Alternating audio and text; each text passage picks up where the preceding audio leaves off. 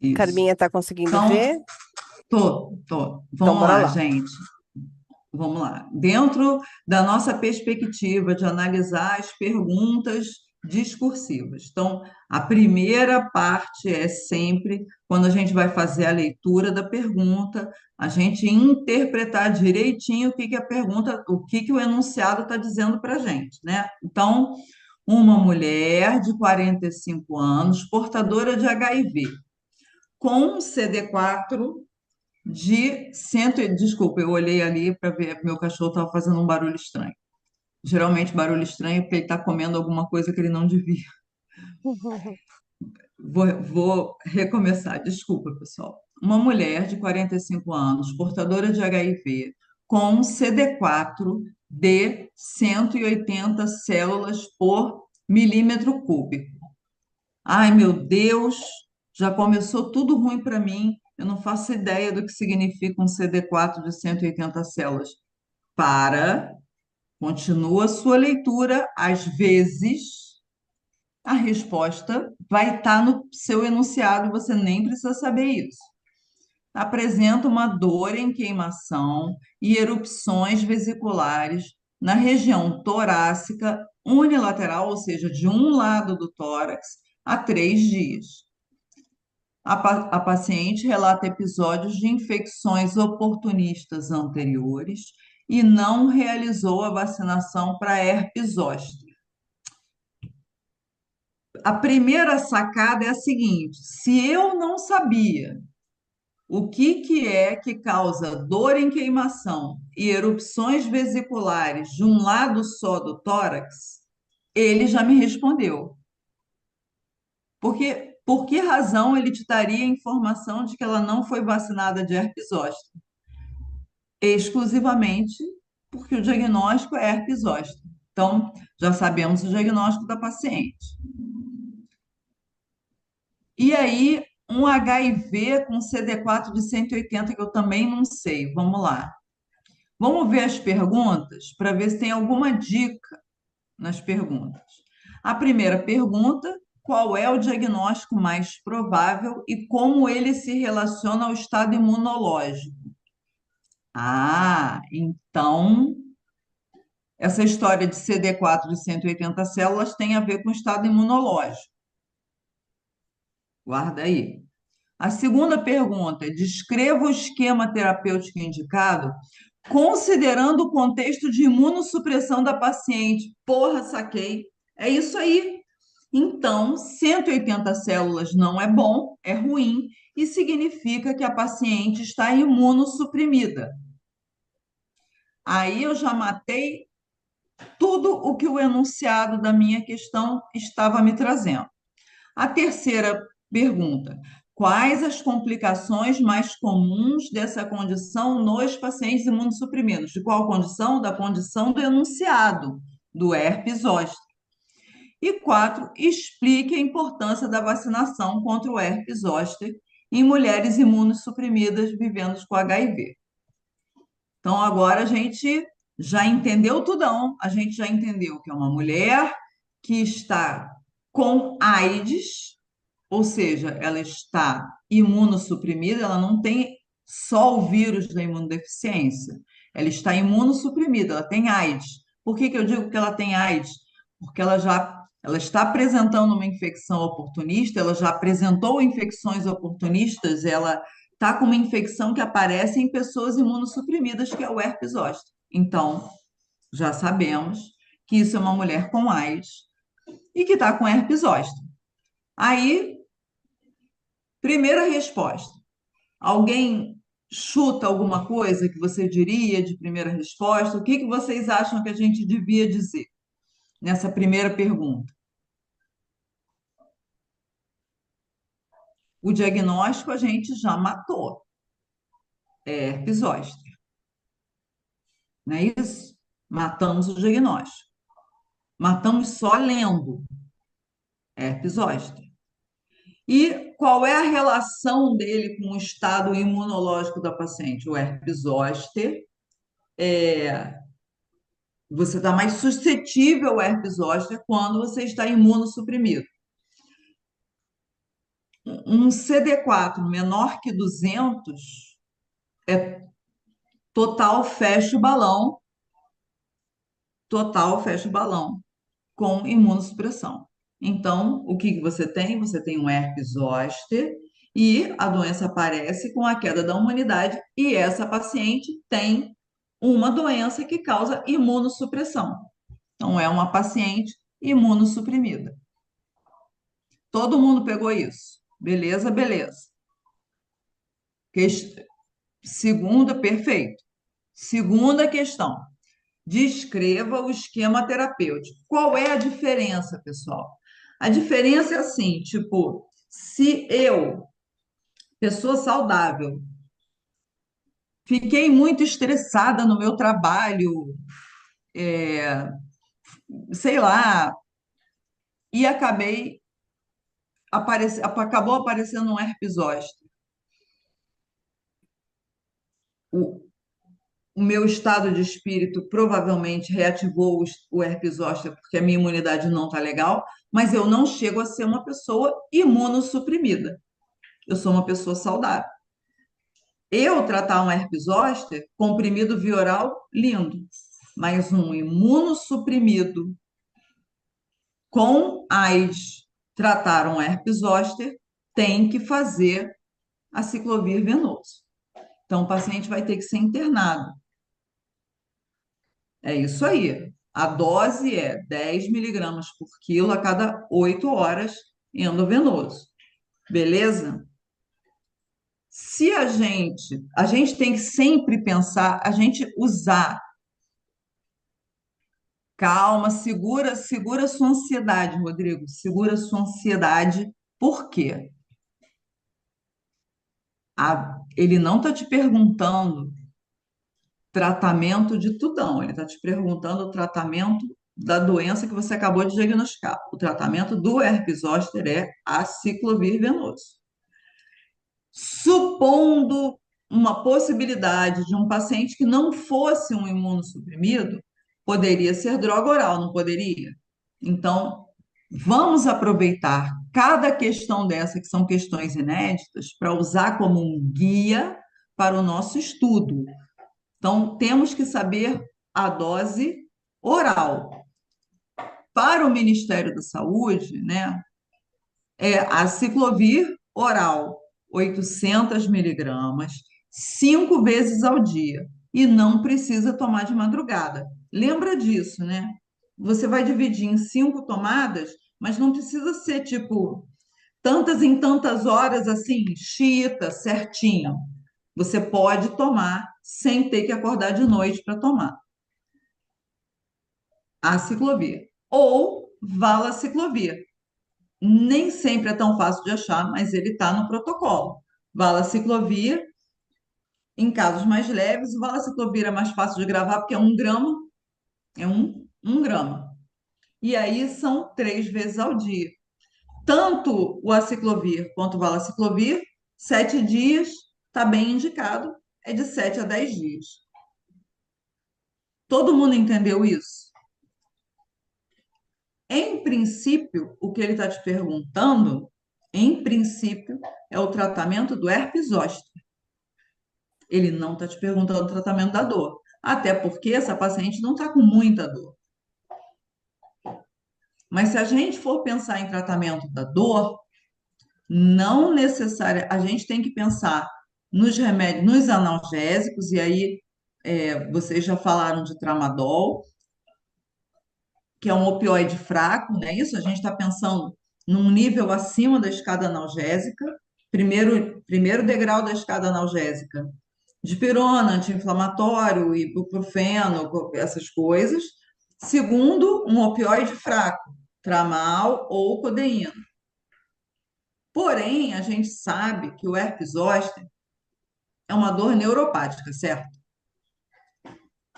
Dor neuropática. Exatamente, Laís. Então, dor neuropática normalmente não responde bem ao opioide. Normalmente responde bem aos adjuvantes. Aí, pregabalina é uma boa indicação? Pregabalina é uma boa indicação. Pregabalina custa quanto, pessoal? A gente está falando do SUS. Gabapentina é uma boa indicação? Gabapentina tem no SUS, pregabalina não tem. Mas as duas coisas levam à mesma situação. Agora, uma excelente indicação para dor neuropática, muito barata, e que tem no SUS é qual? Quem sabe? Muito barato, muito barato. Se não tiver no SUS, dá para comprar porque é muito barato. Amitriptilina. Laís está sabendo tudo de dor neuropática. Amitriptilina. E a amitriptilina sempre tem, porque droga barata nunca falta, né? Então, guardamos as coisas que se trata dor neuropática, tá bom? Todo mundo pegou? Podemos prosseguir? Fala para mim.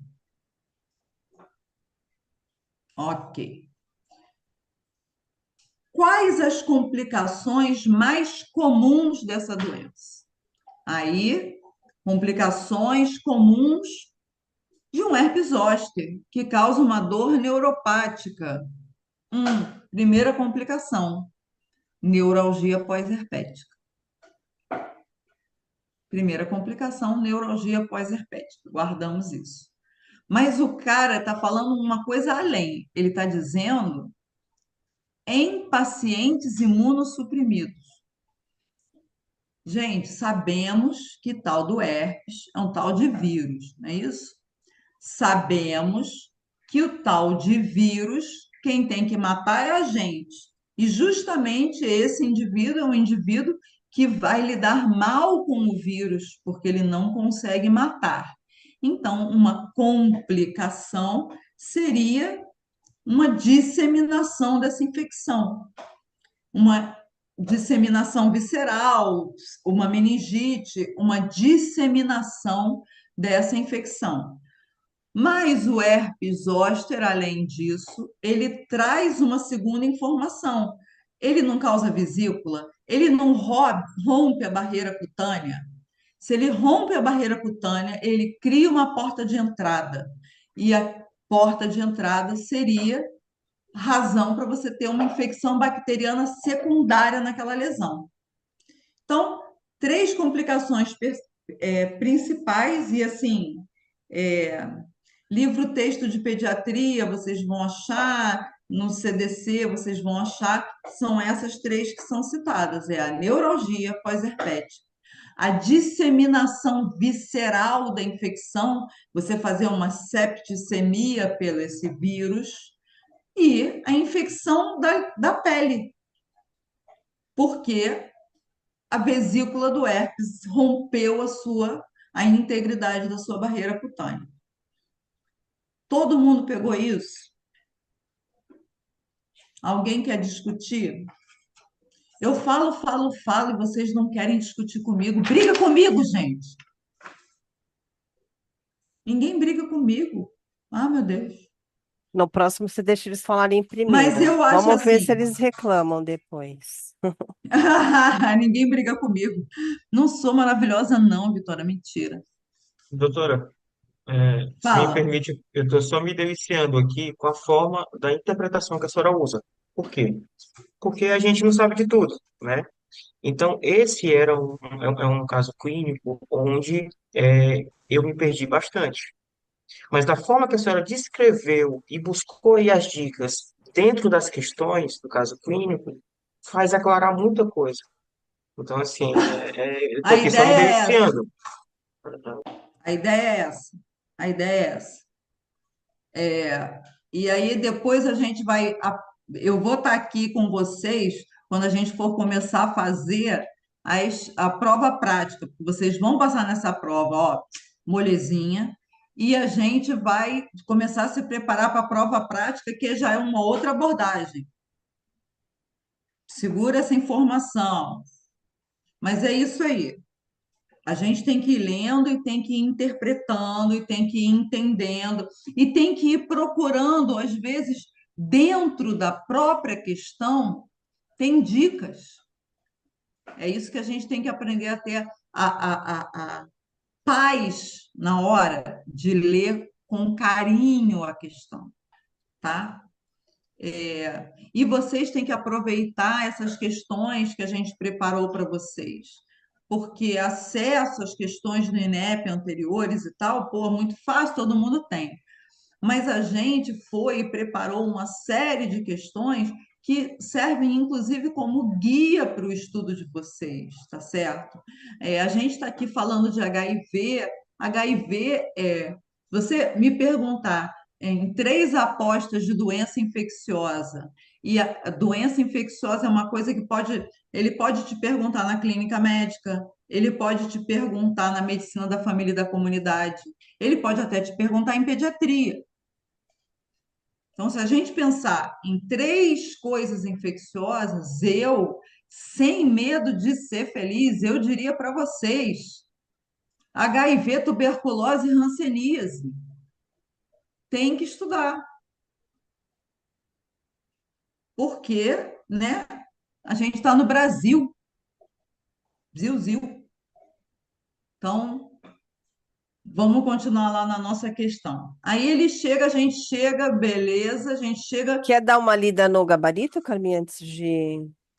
Os, Ou os quer... outros. Eu não li nenhum gabarito, né? Eu Não, falo você só, muito. você só empurrou. Quer que eu Vocês, ponha lá? eu falo muito, vocês não me param, ninguém me contém, assim não dá. Vamos ler o gabarito da questão número um, por favor. Número 1. Vamos lá. Da primeira parte. Na verdade, tudo é uma questão só, mas é a primeira parte, né?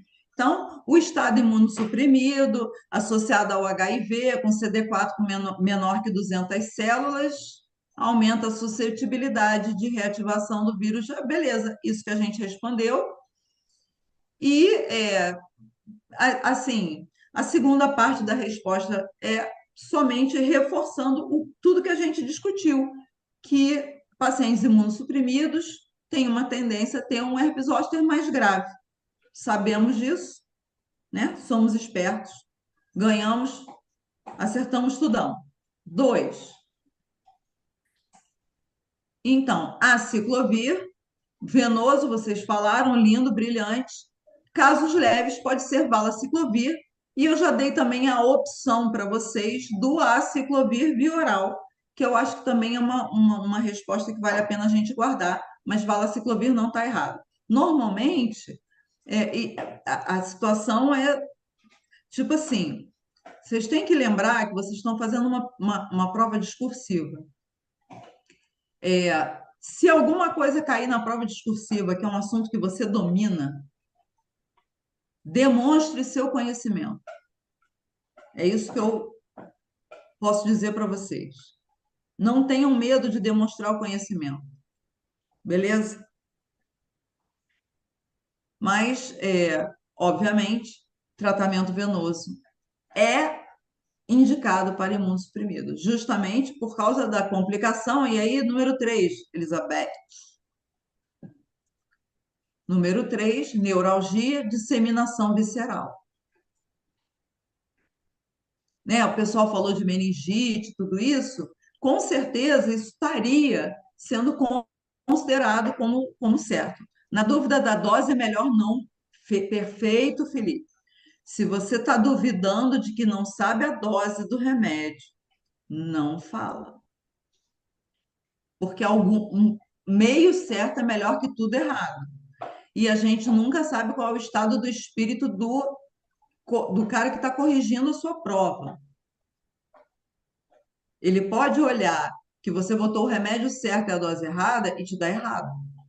Mas pode ser um cara bom, de bom coração, que vai considerar meio certo. Então, se você não sabe a dose, eu não poria. Bota só o nome certo da droga, que metade certo vai estar. Beleza? E aí a gente discutiu a questão da infecção bacteriana secundária também. E a quarta pergunta, volta lá nas perguntas, Beth, por favor. Por favor. A quarta pergunta é a importância da vacinação em mulheres imunossuprimidas. Gente, a importância da vacinação, de qualquer vacinação, é prevenir em princípio, episódios graves daquela infecção, né? Num paciente imunossuprimido, isso é óbvio que tem um peso muito maior, porque se o paciente tem algum anticorpo, isso vai ser bom para ele. E é, a vacinação do herpes zoster é segura e é eficaz para pacientes com HIV. Então, eu recomendo dar uma olhadinha no manual de imunização do Ministério da Saúde para vocês guardarem esses itens. Mas a gente aprende isso, isso também se aplica a muitas áreas, a questão da vacinação se aplica a muitas áreas, mas geralmente é um negócio que eles gostam muito de perguntar em medicina da família, principalmente vacinação de adulto, tá? E o paciente HIV, ele tem que receber uma série de vacinas, né, quando ele é diagnosticado e ainda não está imunossuprimido, né? Enfim, lembrar que é uma doença notificável, né? A gente tem que HIV é notificável, você tem que ver aonde que ele está sendo acompanhado, né? Fala, Gustavo. Doutora, é só para tirar uma dúvida, por favor. Hum, O vírus da herpes zoster é o mesmo que causa a varicela, correto? sim. A varicela, na vacinação dela, ela é um vírus vivo. Ela pode E ser. o zoster é recombinante.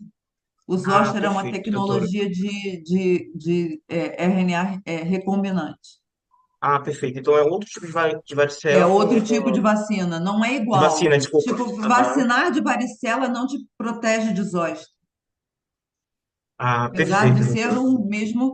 Lembra que quando a gente chama esse vírus, a gente chama de varicela zoster? Se fosse totalmente igualzinho, não precisava ter dois nomes, né? Eu não sou Perfeito, doutora. infectologista, gente, mas Perfeito. se fosse o mesmo igualzinho, não precisava ter dois nomes. É varicela zoster. Zoster tem lá uma diferença, ele fica lá é, dormente, né? Nos seus gânglios nervosos e ele é reativado se você tem alguma alteração da sua imunidade. É isso. Mas a vacina de herpes zoster, ela não é igual de varicela.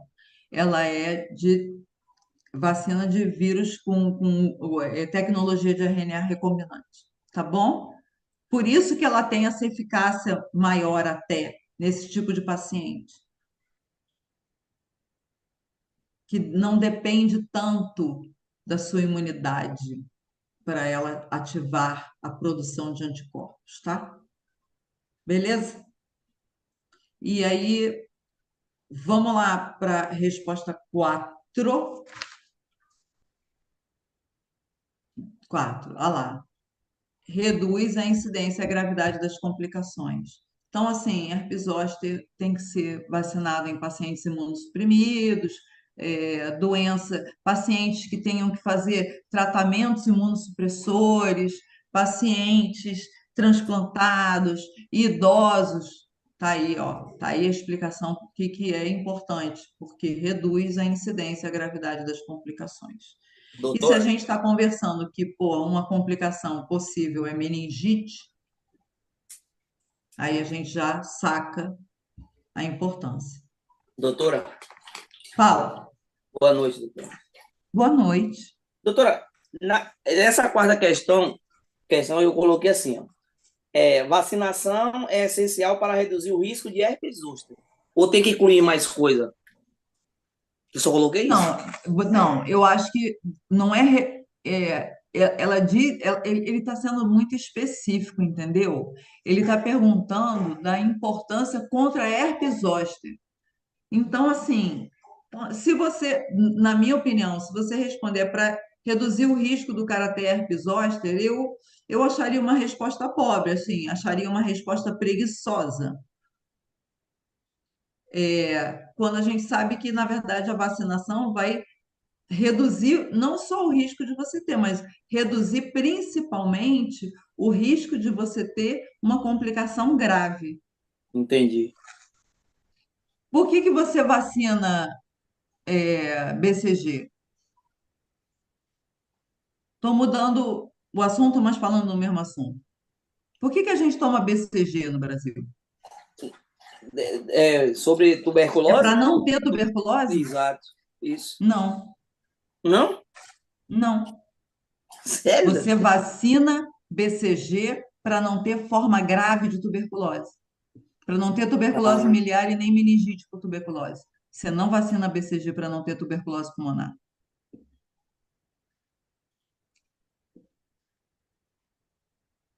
Pronto, bum, explodiu a cabeça do candidato. Mas é isso. A vacinação de BCG, ela não é para evitar que o paciente tenha tuberculose. É para evitar que ele tenha forma grave da tuberculose, que é miliar ou meningite por BK. Real, juro. Está escrito no livro, juro. E nem é um vírus, hein? É uma micobactéria. Alguém quer falar alguma coisa? Só complementando aqui, Carminho, o que você falou para o Neilton, que eu acho que é importante. Neilton, assim, toma cuidado para sua resposta não ser óbvia, tá? É isso que faz a gente perder muito ponto na discursiva. Então, assim, importância da vacinação contra a herpes zoster. O que que é óbvio? Eu Que é para evitar, evitar o herpes zoster. tá? Isso é óbvio. Então, evite respostas óbvias, porque você não pontua. Ou se pontuar, vai pontuar com o mínimo, que é o que a Carminha falou. Para ela, com o olhar de especialista, ela vai falar: nossa, mas que resposta pobre. Por que que é pobre? Porque é óbvia. E aí, complementando, o que que o especialista gostaria que você colocasse? Que é sim para você reduzir a incidência e gravidade das complicações, né? Então, é isso, tá? Você pensa sempre que a sua resposta não pode ser óbvia, tá? Então, muito boa a sua dúvida, porque isso acontece muito Sim, nas respostas, tá? A gente perfeito. corrige, né? A É gente corrigindo perfeito. ali a prova. Poxa, mas tá errado o que eu pus? Não, não tá errado, só que tá Não. óbvio e tá raso, tá? Esse é um exemplo bem importante de resposta rasa, tá bom? Muito boa a tua dúvida, tá? Acho que foi o Rodrigo que levantou o dedo. Oi, doutor, boa Eu noite. vi um dedinho. Eu, na segunda, justamente na questão do tratamento, até eu já comentei nas outras aulas assim, eu acho que sempre quando tem essa questão da descreva, explique, né, eu sempre tenho mais ou menos essa questão de meio que eu sei, mas na hora de passar, e aí quando eu vi, descreva o esquema terapêutico indicado, né, aí eu tinha colocado valaciclovir, tinha colocado o fanciclovir também e o aciclovir, só que tinha colocado como formas, né, oral, e por ser imunossuprimido, e aí eu pensei, né, o paciente que também já está um pouco mais debilitado, por isso que na hora eu coloquei a questão